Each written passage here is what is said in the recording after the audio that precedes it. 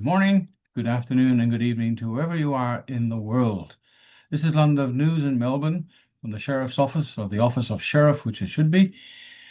Sky, today is Sunday, the 24th of August, and the program on Sky, Outsiders, was on, and they put a clip up, and it's going to explain what these criminal politicians are doing here in Australia, and especially in Melbourne. Watch this, and for God's sake, just don't watch it. Share it. Put it up on YouTube, Facebook. I will share it personally on Donald Trump's page. It's gone around the world. It has to, because we're in a dire straits with this Labour Party and the opposition. I don't know why we call them opposition, because opposition really they do nothing, either in state or federal. The Outsiders explain it very well. So watch this program, and just, if you want to support the common law court, we're the only ones fighting back against these criminal politicians. And of course, the other parties are taking up space, because the Libertarians, David Limbrick, is about the only one in Victoria that actually does something good and fights back. One Nation, great, but they're in the wilderness. They get no coverage at all. And if it is, it's negative on the criminal news. So for God's sake, watch this program. It explains they're going to bring in a bedroom tax, like they did it in England. People have gone to jail for putting tweets up on Facebook, if that's what you call it, a tweet. And it's happening here as well. Now, the Labour Party, according to Outsiders, are going to ignore the referendum and carry on with the vice here in Victoria. And it's happening. For God's sake, we live in fantasy land, just like I am in here, and I'm coming out of fantasy land. So, don't believe me. But look at the Outsiders. Share this on your Facebook, your Twitter account, X, anything you do, and make a stand. People ask me, why do you bother? And I've asked myself that question. I didn't do it out loud because it's insanity talking to yourself. The only reason I do this, now, if you notice, there's no advertising on this channel. I do it because somebody has to make a stand. And not making a stand, it's just going to go ahead anyway. But look, make a stand and contribute to the common law court. It's run by volunteers. We're pretty poor, but we are powerful, and we are, what's most important, we are lawful. The details at the end of every video clip if you want to make a contribution. And that's the only thing slowing us back. But we have some very good news coming up for you in the very, very near future. The next video is going to be, I'm putting up, is on the honey pot, about camera cars set in areas where I call it the honey pot. And that video is going up very, very shortly. And it's just a money trap, while in the big picture, carnage on the road is all caused by foreign people of Indian appearance getting truck licenses and they're crashing. I was talking to somebody recently on a Zoom meeting that on the road to Perth, they fall asleep and they crash, and we know who we're talking about. Anyway, watch Sky News, support it. And the Outsiders, thank you very much for that information this morning. It's really is scary. Bye for now. Good morning and welcome to Outsiders, the show that is to the left's proposed new tax on the spare room in the family home, what Dr. Zhivago was to Soviet-era communism.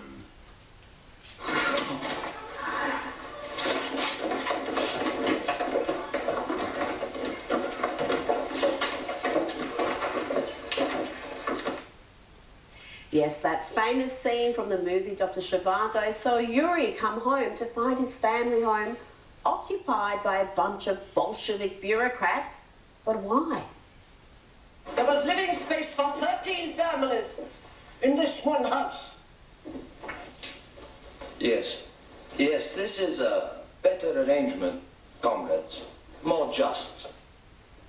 Yes, it's true. While Australia suffers through the most hard-left government in Australian history, at least since Whitlam, the left, or at least some of them, now want not only a wealth tax, but a tax on the spare bedrooms in your family home, at the same time as bringing in, or even up to, or even over 1,000 people a day into the country. Welcome to Communism Down Under. And while we wait for Albo's communists to come knocking at your door and taxing the Rello's spare bedroom, what on earth would Daryl Kerrigan think about that? Let's grab the latest Outsiders News.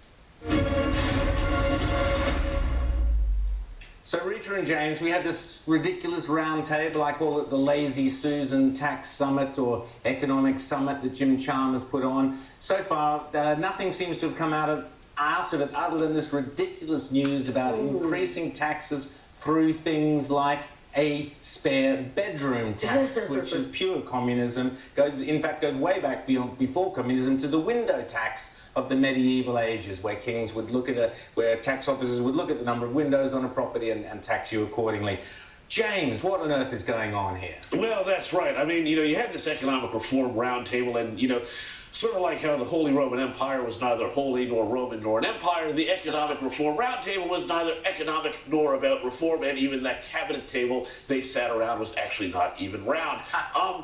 This whole thing was a joke, but what we are seeing, of course, is all these different ways that they're trying to come after your money. I was fascinated by some of the stuff that came out around superannuation, including saying, hey, why don't we ditch some of those performance benchmarks so that your super can be used for national priorities like, uneconomic green projects and affordable housing. But then this week, the greatest thing that came out was this whole idea around a bedroom tax. Now, some property company proposed that, but this is exactly where you go in a country where you can't build any homes for a whole variety of reasons, and where they simply refuse to stop bringing in migrants at a rate of, one person calculated, 1,500 per day.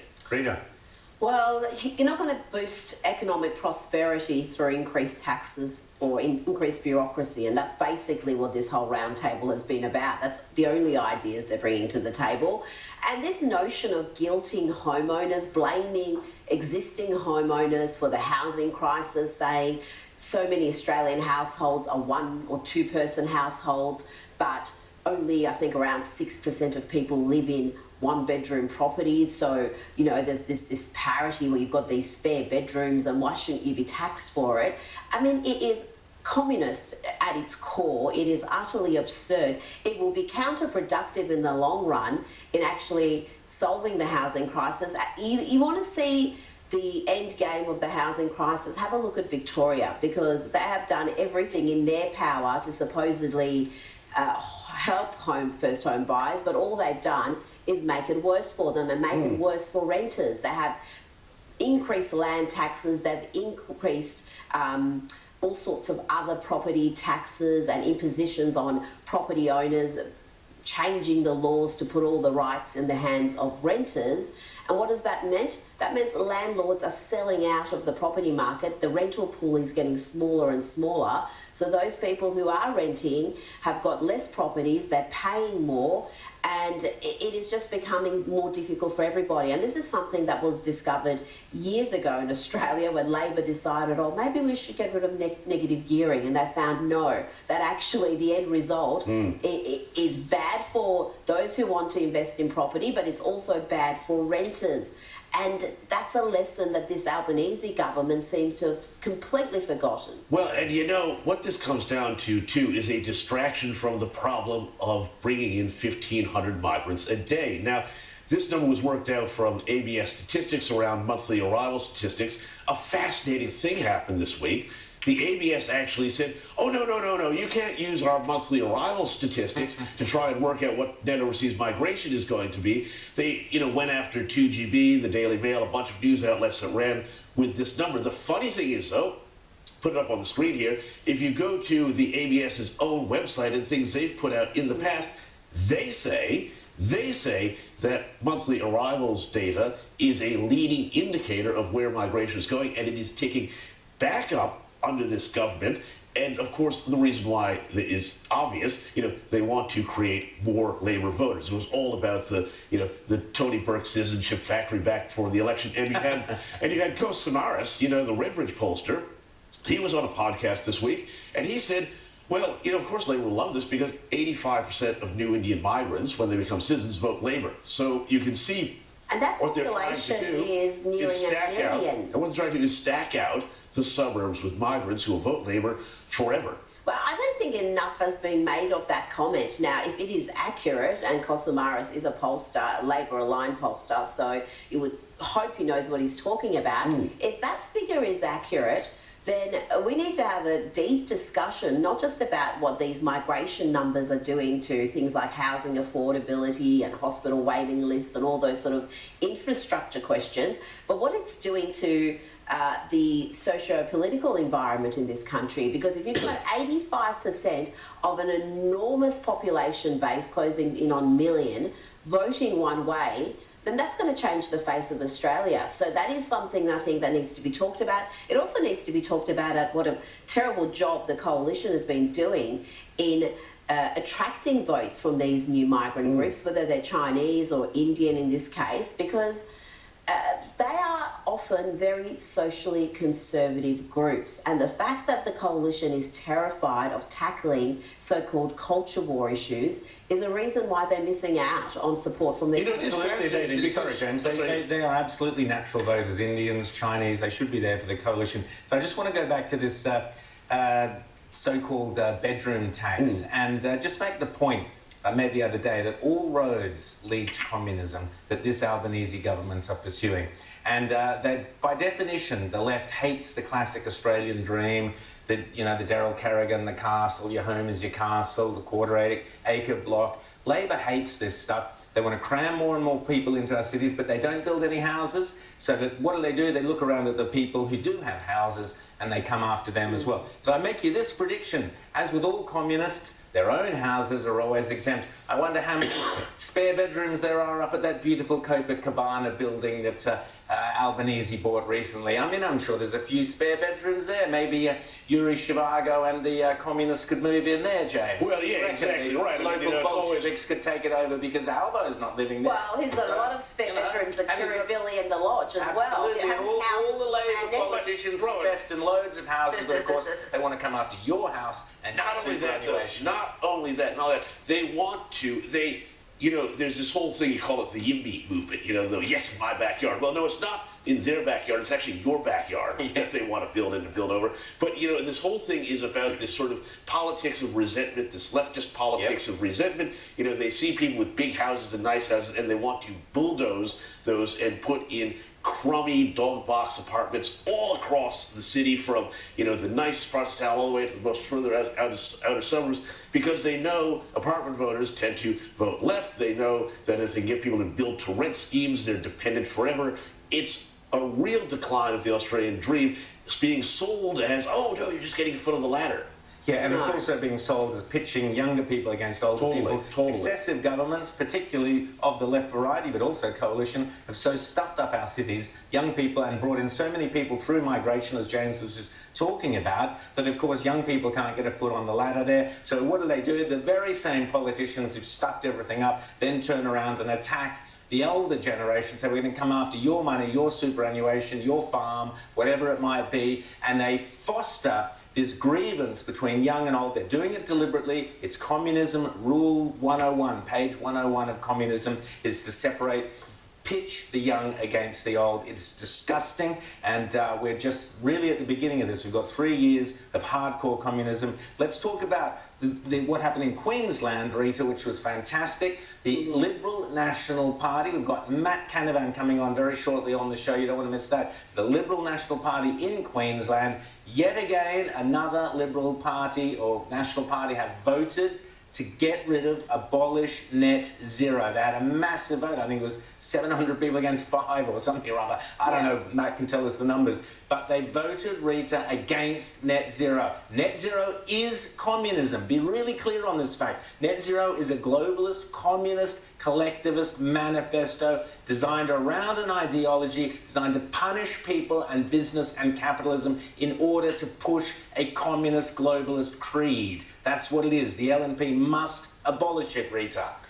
They must, if they want a chance of being electable, if they want to give the Australian people a choice at the ballot box, then they need to abandon net zero. Since they've embraced it, they have lost 2 elections in landslides when they weren't on net zero. They won the unwinnable election. Scott Morrison came through, and that was largely, well, we were told it was an election based on climate change, and we saw how it went. So this is a no-brainer. The fact that the Queensland members have done this. They have done this against the wishes of the party leader, Susan Lee. She is holding the party back. She is not the answer. They need change right from the top, and they need to start campaigning today. Don't think that you're going to be campaigning for the last 3 months and win. That is not how this is going to work. If you want to actually be a real political party with real principles, real policies, and be different to Labor and give Australians a choice, the job starts today. In fact, it should have just started a few months back. Well, yeah, and in fact, on that point about the campaign starting today, Anthony Albanese, he wants Labor candidates pre-selected in their seats by the end of this year, right? There you go. Okay? So, I mean, this tells you that you are up against a campaign machine that is starting, it's already starting. They're going to have candidates, including in seats that they don't hold, that they want to take, and they aim to increase their majority at the next election, ready to go and out there campaigning. They need to start now. They need to get all of this organizational mishigas that's running through the party, especially in places like New South Wales, where the moderates run rampant and destroy the joint. They need to get that all sorted out. But on this net zero thing, net zero, I think, is going to be one of those things very much like The Voice, right? The Voice was one of those things. Everybody said, all the pollsters said, oh no, that's a loser. You can't go against The Voice. The young people will never vote for you if you go against The Voice, and all of this sort of thing. All nonsense. Well, that was nonsense. That went down 60-40. Net zero is very much the same thing, and you see the same thing happening here, where you have this kind of grassroots swell up through before the very top of the party gets the message. And I'm sorry, but Susan Lee is going to have to get the message. Otherwise, this whole term of government is going to be spent on an internal fight, getting a new leader. The reality is they have to replace Susan Lee. I'm sorry, I've said it before. They have to replace Susan Lee. I'm sorry. She's got to go. You need a hard, strong, aggressive political leader, determined to take the fight, determined to destroy the Albanese government, as Rita says, starting today. This bunch of radical communists, even the rest of the world is laughing now at the Albanese government. We need a very strong, determined coalition, opposition. They don't have many seats in Parliament, so they've got to be strong in their conviction, they've got to be strong in their ideas, they've got to be strong in their focus, they've got to slam this government down. This bunch of communists have to be destroyed and brought down, and we need a new government that puts individuality and aspiration back at the heart, and capitalism back at the heart of this government. We need a new leader of the coalition tomorrow. Not in 3 months' time, tomorrow. And they've got to be good, and they've got to be strong, and they've got to be a fighter, and they've got to fight this net zero thing and win. That's what we need. Well, you just have to look elsewhere in the world. You look at the trends that are happening. The UK, for example, you had Labor win in a landslide, absolute landslide. The Tories had lost their way. They were winning consecutive terms, but governing like they were from the left. They embraced net zero. They embraced high migration. And then you have Reform, a party really with little political history. It's now leading the polls. It's not only beating the Tories, it's beating Labor. And that just shows you the appetite for change. Absolutely. If you give people a choice, they will back you. And Reform is just boldly, proudly British first. It's almost the Trump version of, it's not, I'm not saying it's Trump yet, because it just doesn't have the runs on the board, but they're not shying away from these debates. They're not shying away from the so-called culture wars. They're not shying away from the economic reforms. They are very strong in what their vision for the country is. Absolutely. And they're winning support, despite the fact that you've had a two-party system there essentially, and they've come in, and in a first-past-the-poll system, if the election was held today, they'd probably win. If we had first past, supposed to be a very different government. But I must say, the one strong political leader in this country at the moment is Pauline Hanson. That is the blueprint. That people are rallying around One Nation because they're seeing that they actually stand for something. If the Liberals and the Nationals can't see that, I know many in the Nationals can see it, and many in the Liberals can see it. Get your act together fast. You're wasting time.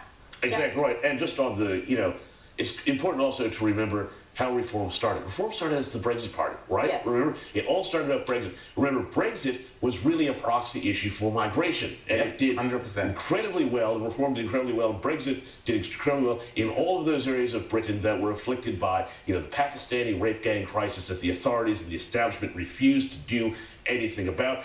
And then the Tories squibbed it when they came, in power. They screwed it up. They let it go, and that's why Reform is now just basically a Britain first, migration first. You see the boats problems that they have in England, and you see the incredible crime that results, from all of this dislocation, protests around, these hotels where people are often accused of, really unspeakable crimes within days of arriving in the country, and they're getting welfare and benefits staying in hotels. And now there's a movement in Britain where people are putting up English St. George Cross flags, and the councils and the authorities are taking them down. Now that tells you where England is right now. Yeah, Well, we it should tells mention you who has the power. It tells you precisely who's controlling the bureaucracy there. I mean, the problem with reform... I just want to jump in here, because let's jump ahead and talk about the Lucy Connolly case. Let's do This is that. very important to this. And I'm sorry to mess our producers around, but we're going to jump ahead to the Lucy Connolly thing, because this was a woman who put out a tweet after those horrific murders of 3 young girls murdered, and it was incorrectly blamed on an illegal immigrant at the time, but there was so much passion and heat and I guess emotion around the issue. Obviously, you can imagine 3 little girls killed at a Taylor Swift fancy dress party.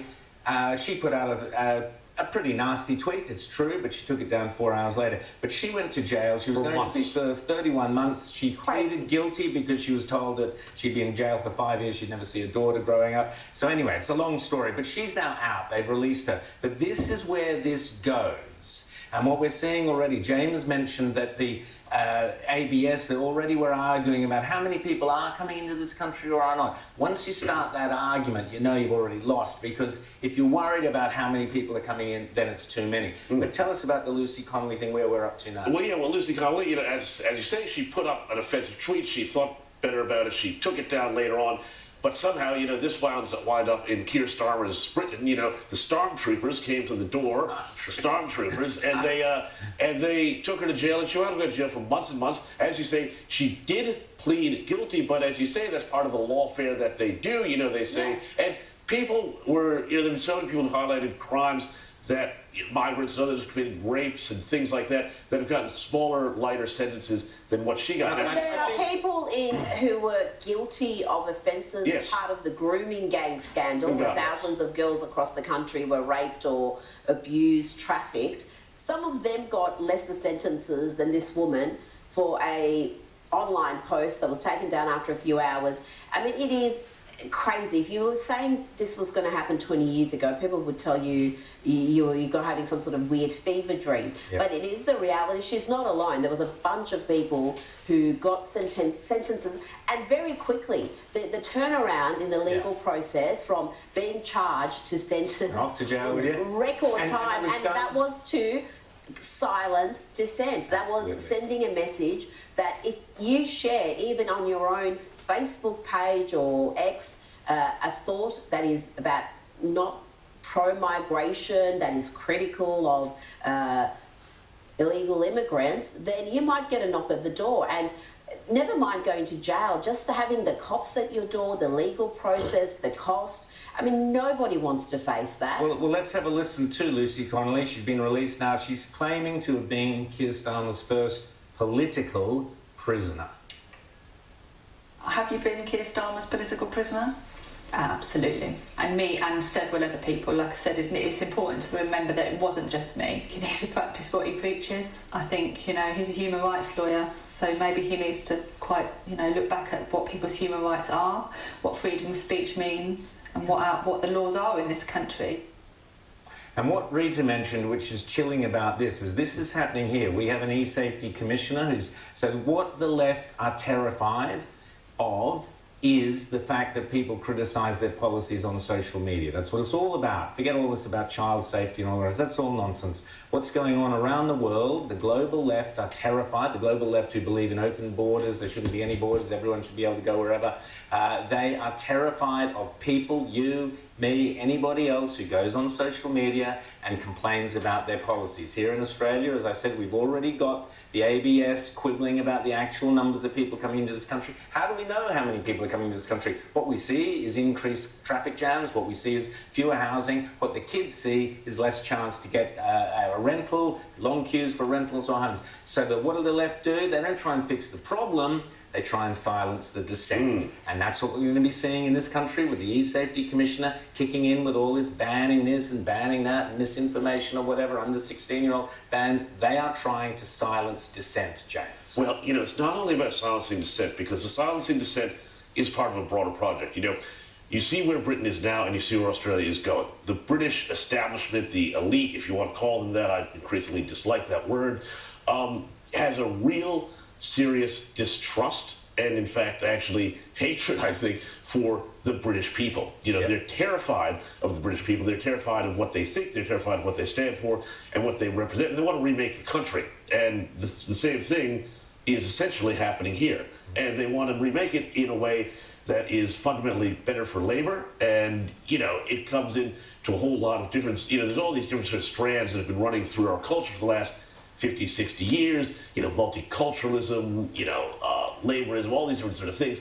And the end result here is, you know, it's a fundamental change that the country is undergoing, and we've never really had a referendum on it. I mean, it's like, if you had a referendum on population, you would have 70, 80% of people saying, cut it to, you know, 0.5% of whatever your population is. Well, Sorry, James, part of the problem in this country is we don't have what, for example, they have in Switzerland, which is citizens' referendums, it can be called. The citizens can call for a referendum on an issue with certain petitions, a number of people. In California or in the States, you have recalls, you have the citizens proposing ideas that go forward and have to be voted on if you get the right amount. We don't even have a method of recalling our governments. We have a disastrous government now, a communist government in place, and we have no ability to rein it in or get rid of it. We don't even have an opposition. We are in dire, dire straits. But well, yeah. So just you know, it is just important also to mention, just on this whole population issue. You know, the other week, a couple of weeks ago,